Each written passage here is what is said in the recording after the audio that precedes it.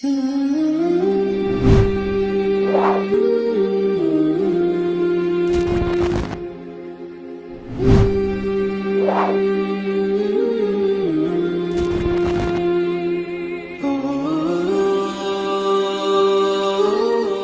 اللہ الرحمن الرحیم۔ مختصر القدوری کا چوتھا باب ہے باب الحیض۔ سبق نمبر 1 ہم آج پڑھیں گے کہ حیض کی کم سے کم مقدار کتنی ہے اور کون سے رنگ کا خون ہے تو وہ حیض شمار کیا جاتا ہے اور کون سے رنگ کا خون حیض شمار نہیں کیا جائے گا۔ سب سے پہلے آپ عبارت دیکھ لیں، پھر ہم اس کا ترجمہ کریں گے اور آخر میں ہم انشاءاللہ اس کی تشریح کریں گے۔ اقل الحیض ثلاثۃ ایام ولیالیھا وما نقص من ذلک فلیس بحیض وہو استحاضۃ واکثرہ عشرۃ ایام وما زاد علی ذلک فہو استحاضۃ وتراہ المرأۃ من الحمرۃ والصفرۃ والقدرۃ فی ایام الحیض فہو حیض حتی تری البیاض خالصا۔ یہ عبارت میں نے آپ کے سامنے پڑھ دی ہے، اب ہم اس کا ترجمہ کریں گے اور آخر میں اس کی تشریح کریں گے۔ حیض کی کم سے کم مقدار 3 دن اور 3 راتیں ہیں، اور جو اس سے کم ہو تو وہ حیض نہیں ہے، وہ استحاضہ ہے۔ اور حیض کی زیادہ سے زیادہ مقدار 10 دن ہے، اور جو اس سے زیادہ ہو تو وہ بھی استحاضہ ہے۔ اور جو عورت دیکھتی ہے سرخی میں سے یا اسی طرح زردی میں سے یا اسی طرح مٹیالے رنگ میں سے حیض کے دنوں میں تو وہ حیض ہے یہاں تک کہ وہ دیکھ لے خالص سفیدی۔ عبارت میں نے پڑھ دی ہے، ترجمہ میں نے کر دیا۔ اب پہلے اس کا آپ مسئلہ سمجھ لیں، پھر ہم انشاءاللہ اس مسئلے کو کتاب کی عبارت کے اوپر تطبیق کریں گے۔ دیکھیں، پہلا مسئلہ جو بیان کیا ہے وہ یہ ہے کہ حیض کی کم سے کم مقدار 3 دن اور 3 راتیں ہیں، یہ بن جاتے ہیں تقریباً 72 گھنٹے۔ اگر 72 گھنٹوں سے کم ہے تو وہ حیض نہیں ہے، وہ استحاضہ ہے۔ اور اسی طرح آگے اگلا مسئلہ یہ بیان کیا کہ حیض کی زیادہ سے زیادہ مقدار وہ 10 دن اور 10 راتیں ہیں، اور اگر 10 دن اور 10 راتوں سے بھی مزید خون بڑھ جاتا ہے، خون نہیں رکتا ہے، تو بڑھنے والا خون بھی وہ حیض شمار نہیں ہوگا بلکہ وہ استحاضہ ہوگا۔ تو 3 دن سے کم وہ بھی استحاضہ ہے، 10 دن سے زیادہ یہ بھی استحاضہ ہے۔ یہاں تک تو ہو گئے 2 مسئلے۔ تیسرا مسئلہ جو ہے وہ حیض کے رنگ کے بارے میں ہے کہ عورت کو حیض میں جو خون آتا ہے وہ کس رنگ کا خون آئے گا تو وہ حیض شمار ہوگا اور کس رنگ کا خون وہ حیض شمار نہیں ہوگا۔ تو اس کے لیے اصول آپ یہ دیکھیں کہ اس عورت نے جو کپڑا رکھا ہوا ہے حیض کے خون کو روکنے کے لیے، اس پر جس بھی رنگ کا داغ لگے، چاہے اس کے اوپر سرخی لگے، چاہے اس کے اوپر زردی لگے، چاہے اس کے اوپر مٹیالہ یعنی مٹی کا رنگ والا داغ لگے، وہ جتنے بھی رنگ کے داغ لگیں وہ سارے کے سارے حیض ہی ہوں گے جب تک خالص سفیدی نہ ہو۔ مطلب داغ تو لگ رہا ہے لیکن اس داغ کا کوئی رنگ نہیں ہے۔ جب ایسی حالت آئے گی تو پھر یہ کہا جائے گا کہ اس کے حیض کا خون رک چکا ہے۔ یہ 3 مسئلے ہیں کتاب کی عبارت میں۔ اب اس کے بعد ہم انہی 3 مسئلوں کو یہاں پر حل بھی کر لیتے ہیں۔ دیکھیں، فرمایا اقل الحیض، حیض کا کم سے کم مقدار، ثلاثۃ ایام 3 دن ولیالیھا اور 3 راتیں۔ یہ جو ہا ضمیر ہے یہ ہا ضمیر لوٹ رہی ہے ثلاثہ کی طرف، 3 دن اور اس کی 3 راتیں۔ وما ناقصہ، اور جو کم ہو، من ذالک، اسے، یہ جو ناقصہ ہے نا یہ لوٹ رہی، اس میں جو ہوا ضمیر ہے وہ لوٹ رہی ہے اس حیض کی طرف۔ جو حیض کم ہو، من ذالک، اس سے، یہ جو ذالک اس میں اشارہ ہے یہ لوٹ رہا ہے اس کی طرف، 3 دن اور 3 راتوں کی طرف۔ یعنی جو حیض ان 3 دن اور 3 راتوں سے کم ہو یا جو خون فلیس بحیض، تو پھر وہ شرعی اصطلاح کے اندر حیض نہیں ہے۔ وہ کیا ہے؟ وہو استحاضۃ، اور وہ استحاضہ ہے۔ یہ جو ہوا ضمیر ہے یہ ہوا ضمیر لوٹ رہی ہے اس کی طرف، ما ناقصہ، یعنی جو خون 3 دن اور 3 راتوں سے کم ہو وہ استحاضہ ہے۔ آگے چلیں، وَأَكْثَرُهُ، اور اس کی اکثر مدت، یہ جو اکثرہ میں ہو ضمیر ہے یہ ہو ضمیر لوٹ رہی ہے اس حیض کی طرف، اور حیض کی اکثر مدت 10 ایام 10 دن ہے۔ وما زاد علی ذالک، اور جو خون زیادہ ہو جائے علی ذالک، اس مقدار پر۔ دیکھیں، جو ما زیادہ ہے اس میں جو ہوا ضمیر اس ما کی طرف لوٹ رہی ہے، اس ما کا مصداق وہی خون ہے جس کا پہلے تذکرہ ہو چکا ہے، علی ذالک، اس پر۔ یہ جو ذالک ہے اس کا مصداق یہ 10 ایام، یہ 10 دن ہے، یعنی جو خون اس 10 دن سے بڑھ جائے، فَهُوَ استحاضۃ، تو وہ بھی استحاضہ ہے، وہ بھی حیض نہیں ہے۔ یہاں تک تو ہوگی حیض کی کم سے کم مدت اور زیادہ سے زیادہ مدت۔ آگے جو ہے وما تراہ المرأۃ، یہ ماں پہلے نہیں لکھا تھا، یہ میں نے بعد میں لکھا ہے، غلطی ہو گئی تھی۔ اور جو عورت دیکھتی ہے من الحمرتی، یہ جو ترا فعل ہے اس مرأہ اس طرح کا فاعل ہے، جو عورت دیکھتی ہے من الحمرتی، وہ سرخی دیکھتی ہے، والصفرتی، وہ زردی دیکھتی ہے، والقدرتی، یا وہ مٹیالہ رنگ، جو مٹی کا کلر ہوتا ہے اس رنگ کا اس کو داغ لگتا ہے، ان تینوں میں سے کوئی بھی دیکھتی ہے، اس کے علاوہ کوئی اور رنگ کا خون دیکھتی ہے، فی ایام الحیض، حیض کے دنوں میں، فہو حیض، تو یہ سارے کے سارے رنگ کے جو اس کو خون آ رہے ہیں، یہ سارے کے سارے رنگ کے خون حیض ہیں۔ حتیٰ، یہاں تک کہ ترا، دیکھ لے وہ، کون دیکھ لے؟ یہ جو ترا ہے اس میں ہیہ ضمیر ہے جو کہ اس مرأہ عورت کی طرف لوٹ رہی ہے، یہاں تک کہ وہ عورت البیاض خالصہ، خالص سفیدی دیکھ لے۔ اگر خالص سفید رنگ کا داغ لگ رہا ہے، مطلب یہ کہ اس کا کوئی رنگ نہیں ہے، تو پھر وہ حیض نہیں ہے۔ اس کے علاوہ جس بھی رنگ کا داغ لگے گا وہ سارے کا سارا حیض شمار ہوگا۔ بسم اللہ الرحمن الرحیم۔ مختصر القدوری کا چوتھا باب ہے باب الحیض، سبق نمبر 2 ہم آج پڑھیں گے، جس میں حائضہ کے نماز کا حکم، روزے کا حکم، اسی طرح جماع کا حکم، مسجد میں داخل ہونے کا حکم وغیرہ مختلف مسائل ہم پڑھیں گے۔ عبارت آپ دیکھ لیں، پھر ہم انشاءاللہ اس کا ترجمہ کریں گے اور آخر میں اس کی تشریح کریں گے۔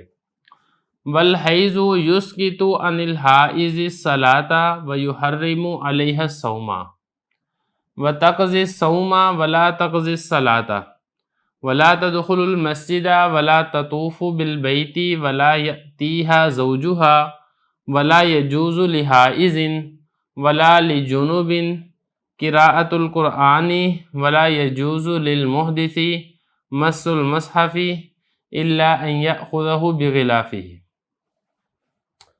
یہ عبارت میں نے آپ کے سامنے پڑھ دی ہے، اب ہم کریں گے اس کا ترجمہ اور آخر میں انشاءاللہ اس کی تشریح کریں گے۔ ترجمہ دیکھ لیں۔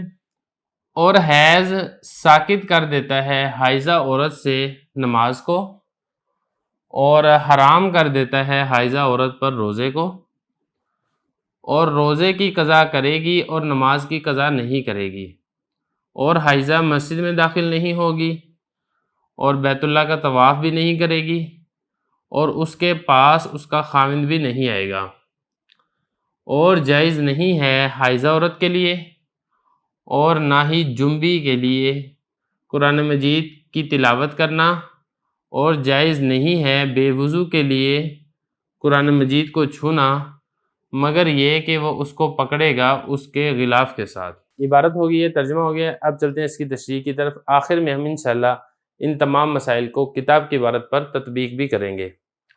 پہلا مسئلہ دیکھیں۔ پہلا مسئلہ یہ ہے کہ حیض حائضہ عورت سے نماز اور روزے کو ساکت کر دیتا ہے۔ حائضہ عورت کے لیے جائز نہیں ہے کہ وہ نماز پڑھے، نہ وہ فرض نماز پڑھ سکتی ہے، نہ وہ سنت نماز پڑھ سکتی ہے، اور نہ ہی وہ نفل نماز پڑھ سکتی ہے۔ اسی طرح جیسے نماز پڑھنا اس کے لیے منع ہے، حائضہ عورت پر روزے رکھنا یہ بھی حرام ہے۔ حائضہ عورت کے لیے جائز نہیں ہے کہ وہ روزہ رکھے، اگر وہ روزہ رکھے گی بھی تو وہ روزہ نہیں ہوگا، اور اگر اس کو درمیانے روزے کے اگر حیض آ گیا ہے تو اس کا روزہ بھی وہ ختم ہو جائے گا۔ یہ تو ہو گیا پہلا مسئلہ۔ دوسرا مسئلہ اس میں یہ بیان کیا کہ اگر اس نے فرض روزہ رکھا تھا اور اس کو حیض آ گیا، یہ حیض کی وجہ سے اس کے فرض روزے رمضان کے رہ گئے ہیں، تو جب اس کا حیض ختم ہوگا رمضان کے بعد تو ان روزوں کی قضا کرے گی، لیکن جو اس کی نمازیں رہ گئی ہیں فرض نمازیں حیض کی وجہ سے، ان فرض نمازوں کی قضا اس کے ذمہ لازم اور ضروری نہیں ہے۔ یہ دوسرا مسئلہ ہو گیا۔ تیسرا مسئلہ اس میں یہ بیان کیا گیا کہ حائضہ عورت حالت حیض میں مسجد کے اندر داخل نہیں ہو سکتی، بالکل اسی طرح بیت اللہ کا طواف بھی نہیں کر سکتی، کیونکہ مسجد میں داخل ہونے کے لیے انسان کا پاک ہونا شرط ہے۔ جو شخص ناپاک ہو، چاہے وہ جنبی ہو چاہے وہ حائضہ ہو، اس کے لیے مسجد میں داخل ہونا جائز نہیں ہے۔ بالکل اسی طرح جو بیت اللہ کا طواف ہے، پہلی بات تو یہ ہے کہ وہ مسجد حرام کے اندر ہوتا ہے، تو وہ بھی مسجد ہے، بلکہ مسجدوں میں سے اشرف المساجد ہے، تو لہذا اس میں بھی داخل نہیں ہو سکتی، اور طواف کرنا یہ بالکل ایسے ہی ہے جیسے کہ نماز پڑھنا، تو جب نماز نہیں پڑھ سکتی تو اسی طرح وہ طواف بھی نہیں کر سکتی۔ اگلا مسئلہ اس میں یہ بیان کیا کہ خاوند اس کے پاس نہیں آئے گا۔ خاوند اس کے پاس نہیں آئے گا، اس کا مطلب یہ نہیں ہے کہ خاوند اس کے پاس بیٹھ نہیں سکتا یا اس سے ملاقات نہیں کر سکتا، مطلب اس کا یہ ہے کہ خاوند اس کے ساتھ ہم بستری اور جماع نہیں کر سکتا حالت حیض کے دوران۔ اس کے بعد اگلا مسئلہ یہ بیان کیا گیا کہ حائضہ اور جنبی یہ دونوں قرآن مجید کی تلاوت بھی نہیں کر سکتے، کیونکہ یہ ناپاکی کی حالت میں ہوتے ہیں، اور ناپاکی کی حالت میں قرآن مجید کی تلاوت کرنا یہ منع ہے۔ البتہ قرآن مجید کی تلاوت سے ہٹ کے کوئی ذکر اذکار ہے، کوئی تسبیح ہے، وہ کی جا سکتی ہے۔ اس کے بعد آخری مسئلہ یہ بیان کیا کہ حائضہ کے ساتھ ہی ملتا جلتا ایک اور حکم ہے بے وضو کا بھی، کہ بے وضو شخص وہ قرآن مجید کو چھو نہیں سکتا، مگر یہ کہ اس کے اوپر کوئی غلاف چڑھا ہو تو پھر اس کو پکڑ سکتا ہے۔ لیکن غلاف کے بھی دو قسمیں ہوتی ہیں، ایک غلاف ہوتا ہے جو اس کے گتے کے ساتھ سلا ہوا ہوتا ہے، وہ نہیں اس کو چھو سکتا کیونکہ وہ قرآن مجید کے حکم میں ہی ہوتا ہے، اور ایک غلاف وہ ہوتا ہے جو قرآن مجید سے ہٹ کر ہوتا ہے، مطلب اس کے اندر قرآن مجید کو داخل کیا جاتا ہے اور اس سے قرآن مجید کو نکالا جاتا ہے۔ ایسے غلاف کے ذریعے پھر قرآن مجید کو پکڑا جا سکتا ہے، یا اس کے علاوہ کوئی اور کپڑے کے ذریعے سے بھی قرآن مجید کو ہاتھ لگایا جا سکتا ہے۔ تو یہ کچھ مسائل ہیں جو آج کی عبارت کے اندر ہم نے پڑھنے ہیں، مسئلے بھی ہم نے سمجھ لیے ہیں۔ ایک چیز رہ گئی ہے کتاب کی عبارت پر تطبیق، وہ آپ دیکھ لیں۔ پہلی بات دیکھیں، والحیض یسکت، اس کو یسکتو نہیں پڑھنا آپ نے، کیونکہ یسکتو کا مطلب ہوتا ہے ساکت ہوتا ہے، اور یسکتو جب یہ باب افعال آ جاتا ہے تو اس کا مطلب ہوتا ہے ساکت کرتا ہے، گرا دیتا ہے، ختم کر دیتا ہے۔ اور حیض ساکت نہیں ہوتا، بلکہ حیض نمازوں کو ختم کر دیتا ہے، روزوں کو ختم کر دیتا ہے۔ تو یہ فرمایا یسکتو، حیض ساکت کر دیتا ہے۔ اس میں ہوا ضمیر ہوگی فاعل جو کہ اس حیض کی طرف لوٹے گی، ساکت کر دیتا ہے۔ حائضہ سے کس کو ساکت کر دیتا ہے؟ الصلاۃ، نماز کو۔ تو یہ جو الصلاۃ ہے یہ بنے گا اس کا یسکتو کا مفعول۔ اور اسی طرح یحرمو، یحرمو نہیں پڑھنا اس کو یحرمو پڑھنا ہے، حرام قرار دے دیتا ہے۔ اس میں بھی ہوا ضمیر بنے گی فاعل جو کہ لوٹے گی اسی حیض کی طرف، علیہا، اس عورت پر۔ یہ جو علیہا میں ہا ضمیر ہے یہ والی حائضہ کی طرح لوٹ رہی ہے۔ کس کو حرام قرار دیتا ہے؟ روزے کو۔ یہ جو الصوم ہے یہ یحرمو کا مفعول بن رہا ہے۔ وتقضی، اور وہ قضا کرے گی روزے کا۔ یہ تقضی، اس میں ہیا ضمیر بنے گی فاعل جو کہ اس حائضہ کی طرف لوٹ رہی ہے۔ یہ ساری جتنی ضمیریں ہوں گی نا یہ ساری کی ساری حائضہ کی طرف لوٹیں گی۔ جیسے یہاں پہ تقضی ہے، ولا تقضی ہے، لا تدخلو ہے، لا تطوفو ہے، یہ ساری کی ساری ضمیریں کہ حائضہ قضا کرے گی کس کا؟ روزے کو۔ ولا تقضی الصلاۃ، اور وہ حائضہ نماز کی قضا نہیں کرے گی۔ ولا تدخل المسجد، اور وہ حائضہ مسجد میں داخل نہیں ہوگی۔ ولا تطوف بالبیت، اور وہ حائضہ بیت اللہ کا طواف بھی نہیں کرے گی، یہاں تک۔ لیکن جو اگلا جملہ ہے ولا یاتیھا زوجھا، اس میں یہ جو یاتی ہے یہ مذکر ہے، اور یہ جو زوج ہے یہ اس کا فاعل ہے، اور اس کا خامند اس کے پاس نہیں آئے گا۔ اور ہا ضمیر جو ہے یہ ہا ضمیر اس حائضہ کی طرف لوٹ رہی ہے کہ حائضہ کا جو خامند ہے حالت حیض میں اس کے پاس نہیں آئے گا، مطلب یہ کہ حالت حیض میں اس کے ساتھ جماع نہیں کرے گا۔ آگے دوسرا مسئلہ بیان کیا، ولا یجوز للحائض، حائضہ کے لیے جائز نہیں ہے، اور ولا لجنوب، اور جنبی کے لیے بھی جائز نہیں ہے۔ جنبی کہتے ہیں جس کو حد سے اکبر لاحق ہوا ہو، جس کے اوپر غسل کرنا فرض ہو جائے، اس کو جنبی کہا جاتا ہے۔ کیا جائز نہیں ہے؟ یہ جائز نہیں ہے قراءۃ القرآن، قرآن مجید کی قراءت کرنا یہ جائز نہیں ہے۔ اور اسی طرح جائز نہیں ہے للمحدث، محدث حدث والے کے لیے، اور اس سے مراد ہے حدث اصغر۔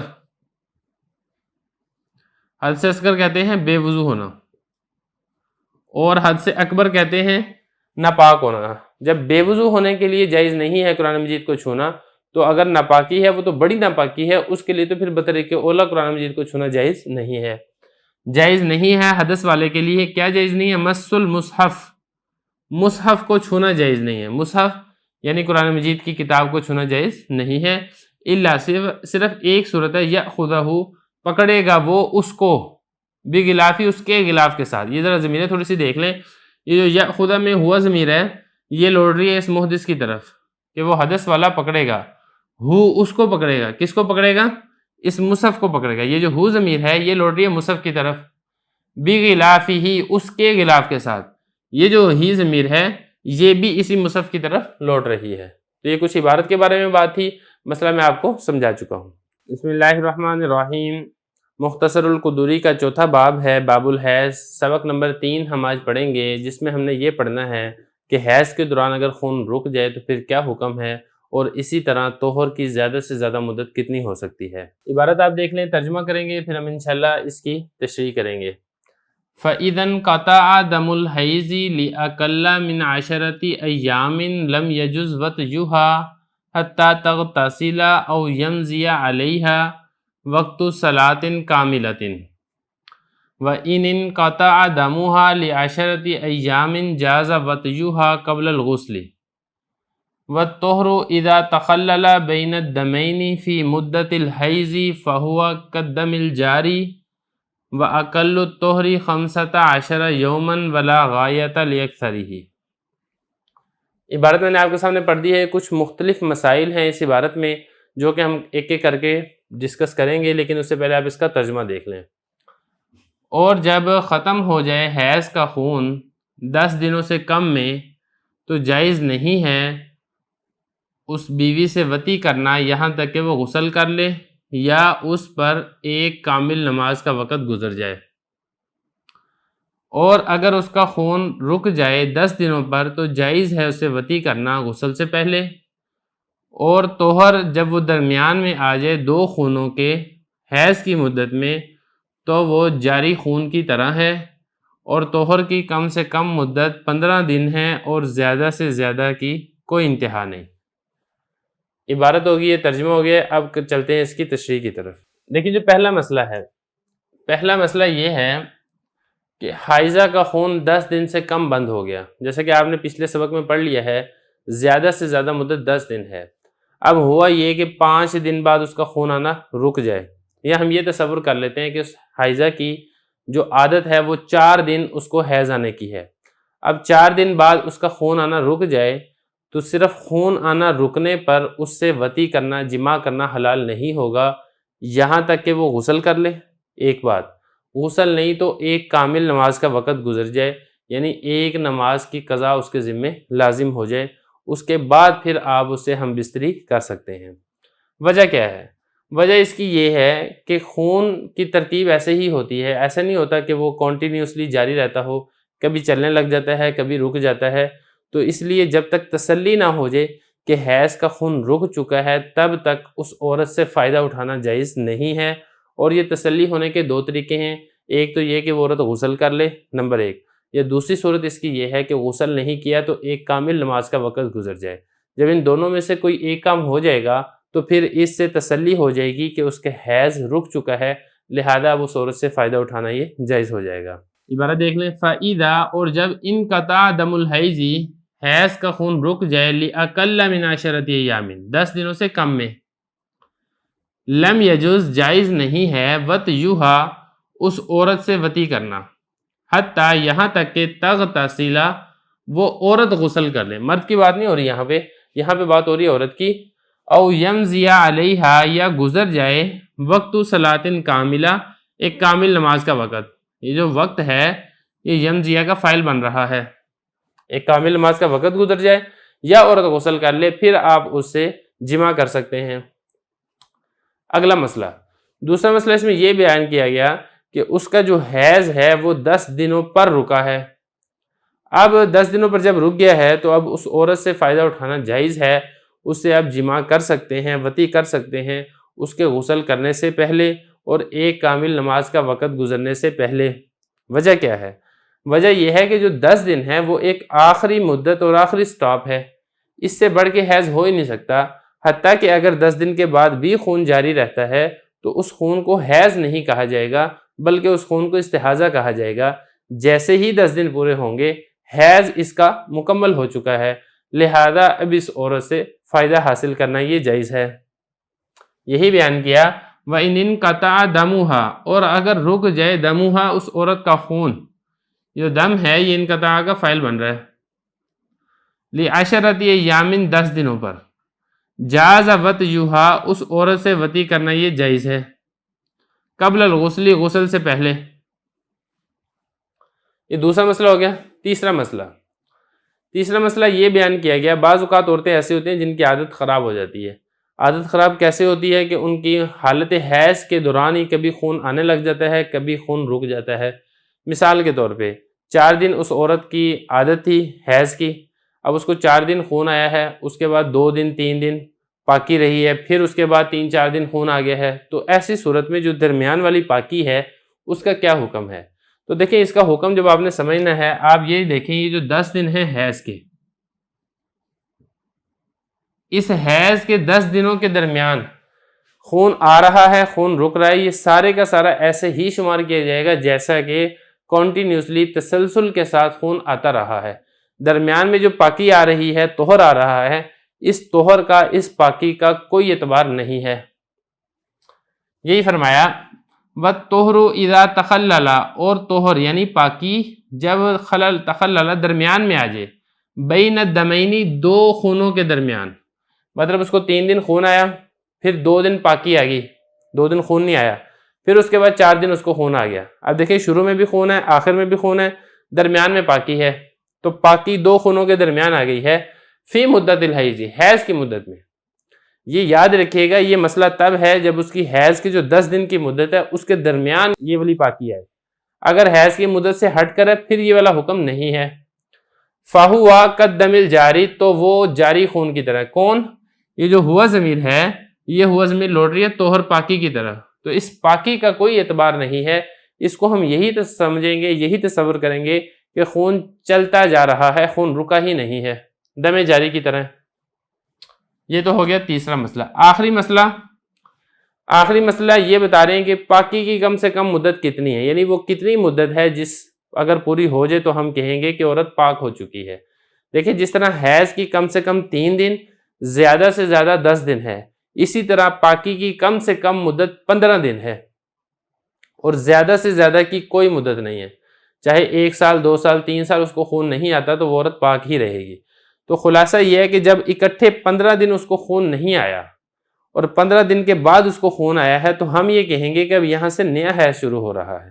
اس سے پہلے جو تھا وہ پچھلا حیض تھا، اور اگر اس کو 10 دن خون رکا رہا ہے، 12 دن خون رکا رہا ہے، تو ہم یہ کہیں گے کہ سارے کا سارا ایک ہی خون ہے جو چلتا چلا جا رہا ہے۔ پھر اس میں سے حیض کو آپ نے الگ کر لینا ہے، استحاضہ کو آپ نے الگ کر لینا ہے۔ بسم اللہ الرحمن الرحیم۔ مختصر القدوری کا چوتھا باب ہے باب الحیض، سبق نمبر 4 ہم پڑھیں گے۔ آج کے سبق میں ہم نے یہ پڑھنا ہے کہ استحاضہ کا خون کیا ہوتا ہے اور اس کی کتنی مقدار اور مدت ہوتی ہے۔ عبارت آپ دیکھ لیں، ترجمہ کریں گے اور آخر میں اس کی تشریح کریں گے۔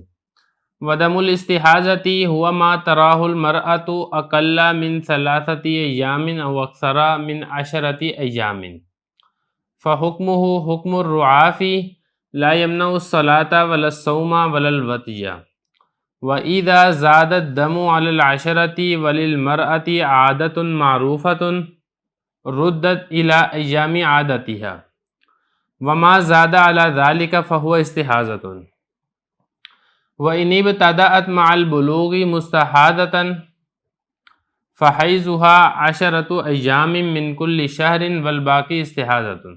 عبارت میں نے آپ کے سامنے پڑھ دی ہے، اب اس کا ترجمہ دیکھ لیں پھر ہم اس کی تشریح کرتے ہیں۔ اور استحاضہ کا خون وہ خون ہے جو عورت دیکھتی ہے 3 دن سے کم میں یا 10 دن سے زیادہ۔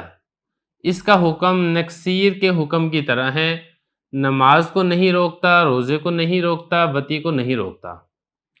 اور جب خون بڑھ جائے 10 دنوں پر اور عورت کی کوئی معروف عادت ہو تو لوٹایا جائے گا اس کو اس کے عادت کے دنوں کی طرف، اور جو اس سے بڑھ جائے گا وہ استحاضہ ہوگا۔ اور اگر عورت نے بالغ ہونے کے ساتھ ہی استحاضہ ہونے کی حالت میں ابتدا کی ہے تو اس کا حیض 10 دن ہے ہر مہینے سے، اور باقی استحاضہ ہے۔ عبارت ہو گئی ہے، ترجمہ ہو گیا، اب اس کی تشریح دیکھ لیں، بعد میں ہم انشاءاللہ اس کو تطبیق کریں گے۔ پہلی بات تو یہ بتا رہے ہیں کہ استحاضہ کا خون کیا ہوتا ہے۔ دیکھیں ہم نے حیض کا خون سمجھ لیا ہے کہ کم سے کم 3 دن اور زیادہ سے زیادہ 10 دن۔ اس خون سے ہٹ کر جو عورت کو آگے کے راستے سے خون آتا ہے اس کو استحاضہ کہا جاتا ہے۔ مطلب یہ کہ اگر اس کو 3 دن سے کم خون آیا ہے، 1 دن خون آیا ہے، 2 دن خون آیا ہے، تو پھر یہ خون بھی استحاضہ ہے۔ یا اسی طرح 10 دن تو حیض کا خون تھا، اس کے بعد بھی اس کو خون آتا رہا ہے، تو 10 دن سے جو خون بڑھ جائے گا وہ خون بھی استحاضہ کا خون کہلائے گا۔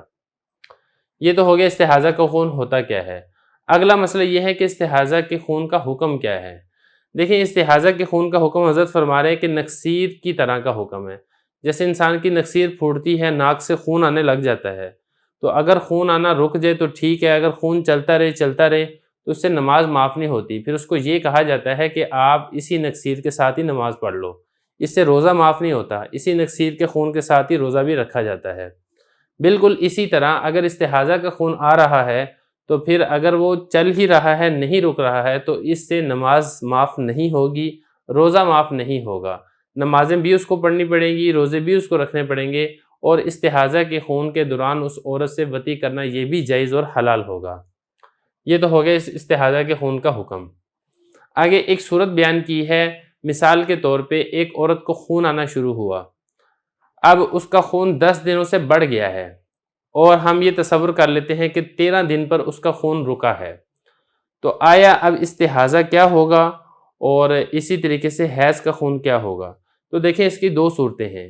ایک صورت تو اس کی یہ ہے کہ اس عورت کی کوئی عادت مقرر نہیں ہے، کبھی اس کو 5 دن خون آتا ہے حیض کا، کبھی اس کو 7 دن خون آتا ہے، کبھی اس کو 10 دن خون آتا ہے، اس کی کوئی عادت مقرر نہیں ہے پہلے حیض کے خون کی۔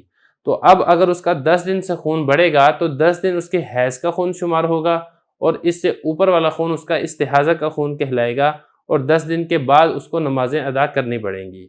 دوسری صورت اس کی یہ ہے کہ اس عورت کی ایک عادت مشہور ہے، اس کو معلوم ہے کہ اس کو ہر مہینے 6 تاریخ تک حیض کا خون آتا ہے، 6 کے بعد خون نہیں آتا ہے۔ اب 6 کے بعد اس کو خون آنا شروع ہو گیا، 6 تک تو اس کا حیض کا خون چلتا رہا، 6 پر خون نہیں رکا، آگے بھی یہ خون چل رہا ہے۔ اب اس کے لیے حکم یہ ہے کہ وہ 10 دن تک انتظار کرے۔ اگر 10 دن تک اس کا خون چلتا رہتا ہے اور 10 دن پر اس کا خون رک جاتا ہے تو پھر یہ سارے کا سارا حیض ہے، اور اگر 10 دن سے بھی آگے بڑھ جاتا ہے، 12 دن، 13 دن، 14 دن پر جا کے اس کا خون رکتا ہے، اب اس میں حیض تو وہ والا خون ہوگا جو اس کی عادت کے دن ہے، یعنی 6 تاریخ تک۔ اس کے بعد والا جو خون ہوگا وہ استحاضہ کا خون شمار کیا جائے گا، اور اس کے بعد والے دنوں سے لے کے 10 دن پورے ہونے تک جو اس نے نمازیں نہیں پڑھی ہیں، اس نمازوں کی اس کو قضا کرنی پڑے گی۔ آخری مسئلہ یہاں پر سمجھ لیں کہ ایک بچی بالغ ہوئی ہے اور بالغ ہوتے ساتھ ہی اس کو خون آنا شروع ہو گیا ہے، اور وہ خون رک ہی نہیں رہا، خون 10 دن تک آیا، 15 دن تک آیا، 20 دن تک آیا، پورا مہینہ ہی خون چلتا رہا، دوسرا مہینہ بھی خون چلتا رہا۔ تو اب اس صورت میں حیض کیا ہوگا، استحاضہ کیا ہوگا؟ تو اس صورت میں مہینے کے پہلے 10 دن حیض کے شمار کیے جائیں گے، باقی دنوں میں جو اس کا خون آئے گا اس کو استحاضہ شمار کیا جائے گا، جب تک کہ اس کی کوئی عادت مقرر اور مشہور نہیں ہو جاتی۔ یہ تو ہو گئے مسائل اس کے۔ اب اس کو عبارت کو یہاں پر تطبیق بھی کر دیتے ہیں۔ وَدَمُ الْإِسْتِحَاضَةِ، استحاضہ کا خون ہوا وہ ہے ما تراہ المرأہ، جس کو عورت دیکھتی ہے۔ تو مرأہ یہ تراہ کا فاعل ہے، جس کو عورت دیکھتی ہے۔ اقل من 3 ایام، پہلی بات یہ کہ وہ 3 دنوں سے کم ہوتا ہے، او یا پھر اکثر من 10 ایام، حیض کے 10 دنوں سے زیادہ ہوتا ہے۔ جیسے آپ نے پڑھ لیا نا کہ حیض کے کم سے کم 3 اور زیادہ سے زیادہ 10 دن ہوتے ہیں، تو 3 دن سے کم ہوگا یا پھر 10 دن سے زیادہ ہوگا۔ یہ تو ہو گیا اس کی تعریف۔ اب آگے اس کا حکم کیا ہے؟ فَحُکْمُهُ حُکْمُ الرُّعَافِ، اس کا حکم، یہ جو ہو ضمیر ہے یہ لوٹ رہی ہے اس استحاضہ کی طرف۔ استحاضہ کا حکم حکم الرعاف، رعاف کا حکم ہے۔ رعاف کہتے ہیں نکسیر کا خون جو انسان کی ناک سے بہتا ہے۔ لا یمنع الصلاۃ، اس یہ نماز کو نہیں روکتا، ولا الصوم، روزے کو نہیں روکتا، ولا الوطء، اور وطی کو نہیں روکتا۔ یعنی جو استحاضہ کا خون ہے اس کی وجہ سے نماز معاف نہیں ہوتی، اس کی وجہ سے روزہ معاف نہیں ہوتا، اور اس کی وجہ سے وطی کرنا بھی حرام نہیں ہوتا، وطی کرنا یہ حلال ہوتا ہے۔ اب اگلا مسئلہ، وَإِذَا زَادَ الدَّمُ عَلَى الْعَشْرَةِ، تصور کر لیتے ہیں کہ خون عورت کا 10 دن سے بڑھ گیا، مطلب 10 دن اس کو خون آتا رہا حیض کا، 10 دن سے بھی وہ کراس کر گیا ہے۔ وَلِلْمَرْأَةِ عَادَةٌ مَعْرُوفَةٌ، اور عورت کی ایک مشہور عادت ہے، مطلب عورت کی عادت ہے کہ اس کو 7 دن حیض آتا ہے۔ اب اس کا جو 10 دن سے آگے خون بڑھ گیا ہے، ردت الی ایام عادتہا، اس عورت کو اس کے عادت کے دنوں کی طرف لوٹایا جائے گا، مطلب 7 دن تک تو حیض شمار کیا جائے گا، اور اس کے بعد والے جو دن ہیں اس کو استحاضہ شمار کرتے ہوئے اس کے ذمے اس کی نمازیں اور روزے یہ لازم ہوں گے۔ وما زاد علی ذلک فہو استحاضۃ، تو جو اس کے دنوں سے زیادہ ہوگا، یعنی 7 دن تو وہ ہو گئے نا جو اس کے حیض کے ہیں، اس سے زیادہ جو ہوں گے وہ فہو استحاضۃ، وہ خون استحاضہ کا کہلائے گا، اور اس میں اس کو سارے کام کرنے یہ لازم اور ضروری ہوں گے۔ اگلا مسئلہ، وَإِنِ ابْتَدَأَتْ مَعَ الْبُلُوغِ مُسْتَحَاضَةً، اور اگر اس نے ابتدا کی ہے بلوغت کے ساتھ ہی استحاضہ کی حالت میں، مطلب وہ بالغ ہی ہوئی ہے ایسی حالت میں کہ اس کو خون آ رہا ہے اور خون رکا ہی نہیں ہے، تو پھر کیا ہوگا؟ فَحَيْضُهَا 10 ایام مِنْ كُلِّ شَهْرٍ، ہر مہینے سے 10 دن اس کے حیض ہوں گے، والباقی استحاضۃ، اور جو باقی دن ہے وہ استحاضہ کا خون کہلایا جائے گا، اور اس میں نماز روزہ کرنی اس پر لازم اور ضروری ہوگی۔ بسم اللہ الرحمن الرحیم۔ مختصر القدوری کا چوتھا باب ہے باب الحیض، سبق نمبر ہم 5 آج پڑھیں گے، جس میں ہم نے معذور کے وضو سے متعلق احکام پڑھنے ہیں۔ دیکھیں استحاضہ کے اندر یہی ہوتا ہے کہ وہ معذور کے حکم میں ہو جاتا ہے اور اس کے ذمہ نماز روزہ یہ لازم ہوتا ہے، تو مناسب سمجھا کہ دیگر جو معذورین ہیں ان کے نماز روزے کا حکم بھی یہیں پر ذکر کر دیا جائے۔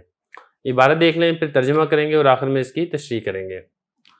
والمستحاضۃ ومن به سلس البول والرعاف الدائم والجرح الذي لا يرقع يتوضؤون لوقت كل صلاة ويصلون بذلك الوضوء في الوقت ما شاءوا من الفرائض والنوافل، فإذا خرج الوقت بطل وضوءهم وكان عليهم استئناف الوضوء لصلاة أخرى۔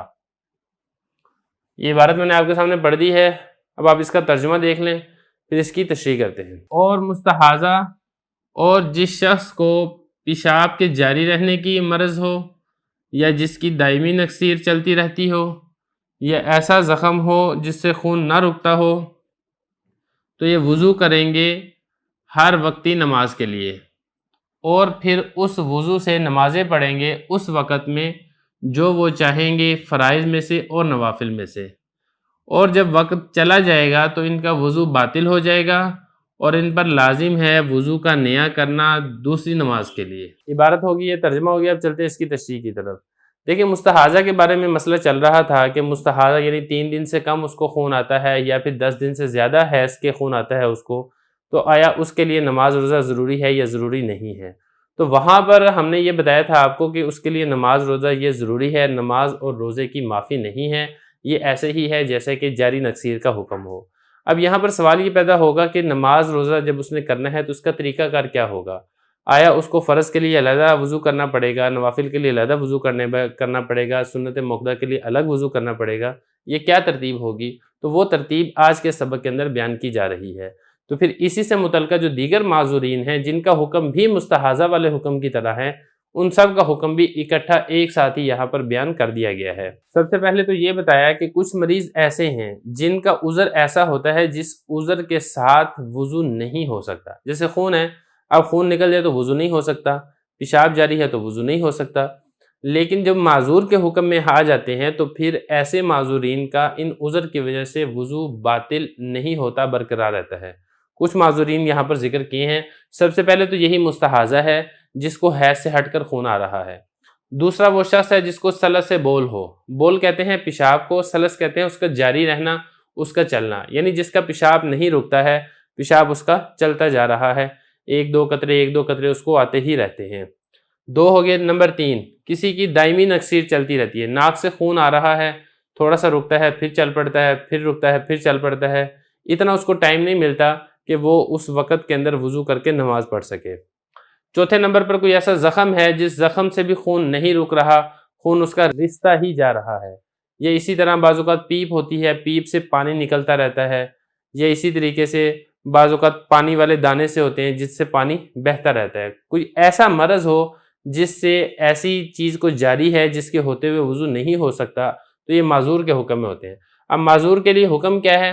معذور کے لیے حکم یہ ہے کہ یہ ہر وقتی نماز کے لیے وضو کریں گے۔ جیسے ظہر کی انہوں نے نماز پڑھنی ہے تو ظہر کے وقت وضو کریں گے، اور اس وقت کے دوران وہ جتنی مرضی فرائض پڑھ لیں، جتنے مرضی نوافل پڑھ لیں، سنتیں پڑھ لیں، وہ پڑھ سکتے ہیں۔ جیسے ہی ظہر کا وقت ختم ہوگا اب ان کا یہ وضو بھی باطل ہو جائے گا۔ عصر کی نماز کے لیے وہ ازسر نو نیا وضو کریں گے، اور اسی طریقے سے مغرب کے لیے نیا وضو کریں گے، عشاء کے لیے وہ نیا وضو کریں گے۔ یہی فرما رہے ہیں بل مستحاضۃ، اور مستحاضہ، ومن، اور وہ شخص بھی جس کو سلس سے بول ہو، پیشاب جاری رہنے کا مرض ہو، والرعاف الدائم، یا اس کی نکسیر جاری رہتی ہو، والجرح، یا کوئی ایسا زخم ہے الذی لا یرقع، جو رکتا نہیں ہے، رستا رہتا ہے، یتوضؤون لوقت کل صلاۃ، وہ وضو کریں گے ہر نماز کے وقت ظہر کے وقت ظہر کا وضو کریں گے، عصر کے وقت عصر کا وضو کریں گے۔ یہ نہیں کر سکتے کہ ظہر کے وضو سے وہ عصر پڑھ لیں، عصر کے وضو سے وہ مغرب پڑھ لیں، مغرب کے وضو سے وہ عشاء پڑھ لیں، یہ نہیں کر سکتے۔ وَيُصَلُّونَ، اور وہ نمازیں پڑھیں گے، بِذَلِكَ الْوُضُوءِ، اس وضو کے ساتھ، فی الوقت، اس خاص وقت میں جس وقتی نماز کے لیے انہوں نے وضو کیا تھا، ما شاء جو وہ چاہیں، یہ ما نافیہ نہیں ہے بلکہ ما اسم موصولہ ہے، ما شاء جو وہ چاہیں، من الفرائض والنوافل، فرائض پڑھنا چاہیں یا وہ نوافل پڑھنا چاہیں۔ فَإِذَا خَرَجَ الْوَقْتُ اور جب وقت نکل جائے گا، وقت چلا جائے گا، باطل وضوءہم تو ان کا وضو بھی باطل ہو جائے گا۔ یہ جو وضوءہم میں ہم ضمیر ہے، یہ ہم ضمیر لوٹ رہی ہے ان کی طرف، مستحاضہ کی طرف، سر سے بول والے کی طرف، رعاف دائم والے کی طرف اور جرح لا یرکا کی طرف۔ ان سارے جو پیچھے معذورین کا ذکر ہے انہی کی طرف یہ ضمیر لوٹ رہی ہے۔ وکان علیہم اور ان پر لازم ہے، یہاں پر بھی وہی بات ہے، علیہم میں جو ہم ضمیر ہے یہ سارے انہی معذورین کی بات ہو رہی ہے، ان کے ذمہ لازم ہے۔ کیا لازم ہے؟ استئناف الوضوء، استئناف کہتے ہیں نیا کرنا، جدید کرنا، جدید وضو کرنا، لصلاۃ اخری اگلی نماز کے لیے یا دوسری نماز کے لیے۔ بسم اللہ الرحمن الرحیم۔ مختصر القدوری کا چوتھا باب ہے باب الحیض۔ سبق نمبر 6 ہم پڑھیں گے نفاس کے متعلق۔ دیکھیں اس سے پہلے جو حیض ہے، حیض سے متعلق جتنے احکام ہیں، اس کی تعریف ہے، وہ ساری ہم مکمل کر چکے ہیں۔ یہاں سے نفاس کے متعلق احکام شروع ہو رہے ہیں، مختصر سا حکم ہے جو کہ ہم انشاءاللہ آج کے سبق میں کور کر لیں گے۔ عبارت دیکھ لیں، ترجمہ کریں گے اور آخر میں اس کی تشریح کریں گے۔ والنفاس هو الدم الخارج عقیب الولادۃ والدم الذي تراه الحامل وما تراه المرأة في حال ولادتها قبل خروج الولد استحاضة وأقل النفاس لا حد له وأكثره 40 يوما وما زاد على ذلك فهو استحاضة وإذا تجاوز الدم على 40 وقد كانت هذه المرأة ولدت قبل ذلك ولها عادة في النفاس ردت إلى أيام عادتها وإن لم يكن لها عادة فنفاسها 40 يوما۔ یہ عبارت پڑھ دی ہے آپ کے سامنے، ترجمہ دیکھ لیں اس کا۔ اور نفاس وہ خون ہے جو نکلے ولادت کے بعد، اور وہ خون جو حاملہ دیکھتی ہے، اور وہ خون جو عورت دیکھتی ہے ولادت کے دوران بچے کے نکلنے سے پہلے، وہ استحاضہ ہے۔ اور نفاس کی کم سے کم کوئی حد نہیں ہے، اور نفاس کی اکثر مدت وہ 40 دن ہے، اور جو 40 دن سے بڑھ جائے گا وہ استحاضہ ہے۔ اور جب خون بڑھ جائے 40 دنوں پر اور اس عورت نے پہلے بھی کو بچہ جنا ہو اور اس کی عادت ہو نفاس میں، تو اس کو لوٹایا جائے گا اس کے عادت کے دنوں کی طرف، اور اگر اس کی عادت نہیں ہے تو اس کا نفاس 40 دن ہے۔ عبارت ہو گیا، ترجمہ ہو گیا، اب اس کی تشریح دیکھ لیں۔ دیکھیں پہلی جو بات بیان کی ہے وہ نفاس کی تعریف کی ہے کہ نفاس کا خون کون سا خون ہوتا ہے۔ تو نفاس کا خون اس خون کو کہا جاتا ہے جو عورت بچہ جننے کے بعد عورت کو آتا ہے۔ یہی فرمایا کہ والنفاس هو الدم الخارج، نفاس وہ خون ہے جو نکلے عقیب الولادت، ولادت کے بعد۔ تو جب ولادت کے بعد خون آئے گا تو اس کو نفاس کہا جائے گا، اور اگر حالت حمل میں عورت کو خون آتا ہے تو وہ نفاس نہیں ہے۔ یا اسی طرح ولادت کے دوران اگر عورت کو خون آ رہا ہے بچے کے باہر نکلنے سے پہلے تو وہ خون بھی نفاس نہیں ہے۔ جب بچہ باہر نکل آئے اس کے بعد جو خون آئے گا صرف اسی کو ہی نفاس کہا جائے گا۔ یہی کہا والدم الذی تراہ الحامل، وہ خون جو حاملہ عورت دیکھتی ہے، یہ جو حامل ہے یہ ترا کا فاعل بن رہا ہے، اور وما کا مطلب ہے والدم، وہ خون تراہ المرأہ جو عورت دیکھتی ہے فی حال ولادتها، اپنی ولادت کی حالت میں۔ یہ جو ہا ضمیر ہے یہ مرا کی طرح لوٹی، یعنی عورت حالت ولادت میں جب وہ بچہ جن رہی ہو جو خون دیکھتی ہے قبل خروج الولدی، بچے کے نکلنے سے پہلے، وہ استحاضہ ہے۔ تو مطلب اس کا یہ بنے گا کہ اگر حاملہ کو خون آ رہا ہے تو اس وقت اس سے نماز روزہ معاف نہیں ہوگا کیونکہ وہ استحاضہ ہے، اور اسی طرح اگر حالت وضع حمل میں جو خون آ رہا ہے بچے کے نکلنے سے پہلے وہ بھی استحاضہ ہوگا۔ یہ تو ہوگی نفاس کی تعریف۔ اب آگے نفاس کی مدت بتا رہے ہیں۔ تو دیکھیں نفاس کی جو مدت ہے کم سے کم اس کی کوئی مدت نہیں ہے۔ بچے کی ولادت کے بعد 1 دن خون ہے وہ بھی نفاس ہے، 5 دن خون ہے وہ بھی نفاس ہے، 10 دن خون ہے وہ بھی نفاس ہے۔ اکثر مدت ہے 40 دن۔ 40 دن سے اوپر نفاس نہیں ہے، 40 دن سے کم کسی بھی دن وہ بند ہو جائے تو وہ نفاس ہی کہلاتا ہے۔ یہ فرما رہے ہیں وَأَقَلُّ النِّفَاسِ لَا حَدَّ لَهُ، کم سے کم نفاس کے خون کی کوئی مدت نہیں ہے۔ وَأَكْثَرُهُ 40 يَوْمًا، اور زیادہ سے زیادہ 40 دن یہ اس کی مدت ہے۔ وَمَا زَادَ عَلَى ذَلِكَ فَهُوَ اسْتِحَاضَةٌ، 40 دن سے بڑھ کر جو خون آئے گا وہ استحاضہ ہوگا، اور 40 دن کے بعد پھر عورت کے ذمہ لازم ہوگا وہ نمازیں پڑھے، وہ روزے رکھے۔ اگلا مسئلہ وَإِذَا تَجَاوَزَ الدَّمُ عَلَى 40، اب صورت یہ پیش آئی کہ عورت کو 40 دن سے بڑھ گیا خون، 40 دن پر خون بند نہیں ہوا، تو آیا اب کتنے دن اس کا خون نفاس شمار ہوگا اور کتنے دن استحاضہ شمار ہوگا؟ تو دیکھیں اس کا مدار یہ ہے کہ وہ عورت آیا اس کی پہلے عادت ہے یا پہلے عادت نہیں ہے۔ مطلب یہ کہ آپ یہ دیکھیں اس عورت نے اس سے پہلے کو بچہ جنا ہے یا بچہ جنا نہیں ہے۔ اگر اس عورت اس سے پہلے بھی بچوں کو جنم دے چکی ہے تو پھر آپ یہ دیکھیں جو اس نے پہلے بچے جنم دیے تھے تو اس وقت اس کو نفاس کتنے دن آیا تھا۔ بالفرض ہم یہ تصور کر لیتے ہیں کہ عورت نے پہلے بچہ جنا تھا اور اس عورت کو 25 دن تک نفاس کا خون آیا تھا۔ اب جب یہ دوسرے بچے کی ولادت ہوئی ہے، اس کے بعد جو خون آ رہا ہے وہ 40 دن سے بڑھ کے وہ 50 دن تک چلا گیا ہے، تو ہم یہ کہیں گے کہ جو 25 دن ہیں وہ تو نفاس کے ہیں اور 25 دن سے اوپر کا جو خون ہوگا وہ سارے کا سارا استحاضہ ہوگا۔ اور اگر ایسا ہے کہ عورت نے پہلے کوئی بچہ جنا نہیں ہے، عورت کا یہ پہلی ولادت ہے بچے کی، تو پھر اس وقت 40 دن سے جو خون بڑھ جائے گا تو 40 دن ہم نفاس کے شمار کریں گے، اوپر والا خون استحاضہ کا ہوگا۔ یہ فرما رہے ہیں وَإِذَا تَجَاوَزَ الدَّمُ عَلَى الْأَرْبَعِينَ، اور جب خون 40 دن سے بڑھ جائے، وقت کانت هذه المرأة، اور یہ عورت ایسی تھی، والدت، اس نے جنا تھا، قبل ذالک، اس سے پہلے بھی یہ بچے کی پیدائش کر چکی ہے، وَلَهَا عَادَةٌ فِي النِّفَاسِ، اور اس کی کوئی عادت بھی ہے نفاس میں، یعنی پچھلی مرتبہ جب اس نے بچہ جنا تھا تو اس کو 25 دن تک خون آیا تھا، یا پہلے یہ 3 بچے جن چکی ہے اور تینوں بچوں کی صورت میں اس کو جو خون آیا تھا وہ 30 دن خون آیا تھا۔ ردت الی ایام عادتیہ، تو اس کو اس کے عادت کے دنوں کی طرف لوٹایا جائے گا، یعنی جو اس کے عادت کے دن پہلے نفاس کے تھے صرف وہی دن ہی نفاس کا خون شمار ہوگا۔ وَإِن لَمْ يَكُنْ لَهَا عَادَةٌ، اور اگر اس کی کوئی عادت نہیں ہے، یہ اس کا پہلی مرتبہ یہ بچے کے جنم دے رہی ہے، تو پھر فَنِفَاسُهَا 40 يَوْمًا، تو اس کا جو نفاس کا خون ہے وہ 40 دن تک ہوگا، اس کے اوپر والا خون استحاضہ کا ہوگا۔ اسی سبق سے متعلقہ آخری مسئلہ ہے وہ بھی آپ یہاں پہ سمجھ لیں، عبارت دیکھ لیں۔ وَمَنْ وَلَدَتْ وَلَدَيْنِ فِي بَطْنٍ وَاحِدٍ فَنِفَاسُهَا مَا خَرَجَ مِنَ الدَّمِ عَقِيبَ الْوَلَدِ الْأَوَّلِ عِنْدَ أَبِي حَنِيفَةَ وَأَبِي يُوسُفَ رَحِمَهُمُ اللَّهُ تَعَالَى، وَقَالَ مُحَمَّدٌ وَزُفَرُ رَحِمَهُمُ اللَّهُ تَعَالَى مِنَ الْوَلَدِ الثَّانِي۔ یہ عبارت میں نے پڑھ دی ہے، یہ ایک اختلافی مسئلہ ہے، ترجمہ دیکھ لیں پھر اس کی تشریح کر لیتے ہیں۔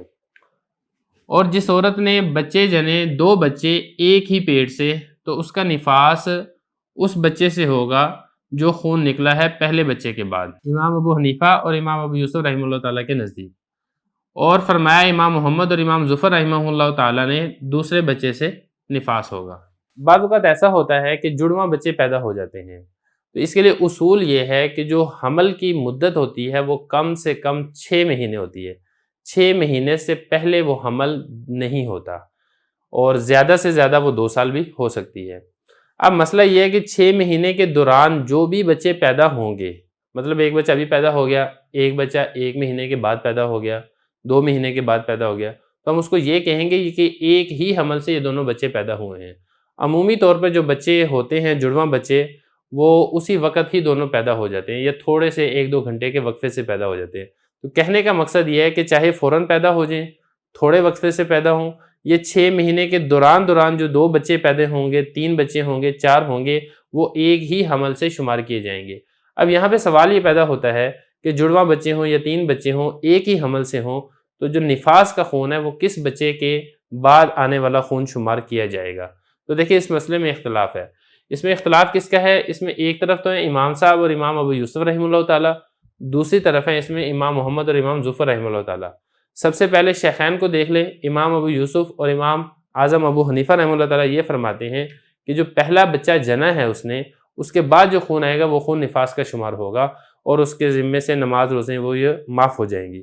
جبکہ امام محمد اور امام ظفر فرماتے ہیں کہ نہیں، دوسرے بچے کے بعد جو خون آئے گا وہ خون نفاس کا شمار ہوگا۔ دیکھ لیں ذرا اب اس کو عبارت میں دیکھ لیں۔ ومن ولد، جس نے بچہ جنا، ولدینی 2 بچے، فی بطن واحد، ایک ہی پیٹ سے، ایک پیٹ مطلب ایک ہی حمل سے، یعنی جیسا کہ میں نے آپ کو بتایا تھا کہ 6 ماہ کے دوران جو پیدائش ہوگی وہ ایک ہی حمل سے شمار کی جائے گی۔ تو نفاس کیا ہوگا؟ فنفاسھا، اس عورت کا نفاس، ماں وہ خون ہوگا، خرجہ جو نکلا ہے، من الدمی خون، عقیب الولد الاول، پہلے بچے کے بعد، جب پہلا بچہ اس نے جنا اس کے بعد جو خون آیا وہ خون حضرت فرماتے ہیں کہ نفاس کا شمار ہوگا۔ کون فرماتے ہیں؟ امام اعظم ابو حنیفہ رحمہ اللہ تعالیٰ اور امام ابو یوسف رحمہ اللہ تعالیٰ۔ جبکہ امام محمد اور امام ظفر فرماتے ہیں کہ نہیں، پہلے بچے کی ولادت کے بعد والا خون نفاس نہیں ہوگا، دوسرے بچے کی ولادت کے بعد والا جو خون ہے وہ نفاس شمار ہوگا، اس کے بعد سے پھر دیکھا جائے گا 40 دن تک خون رک جائے تو ٹھیک ہے، اگر بڑھ جائے تو 40 دن نفاس کے ہوں گے، اس سے آگے استحاضہ ہو جائے گا۔ تو یہ مسئلہ ہے، یہاں تک ہمارا الحمدللہ جو حیض کا باب ہے وہ مکمل ہو گیا ہے۔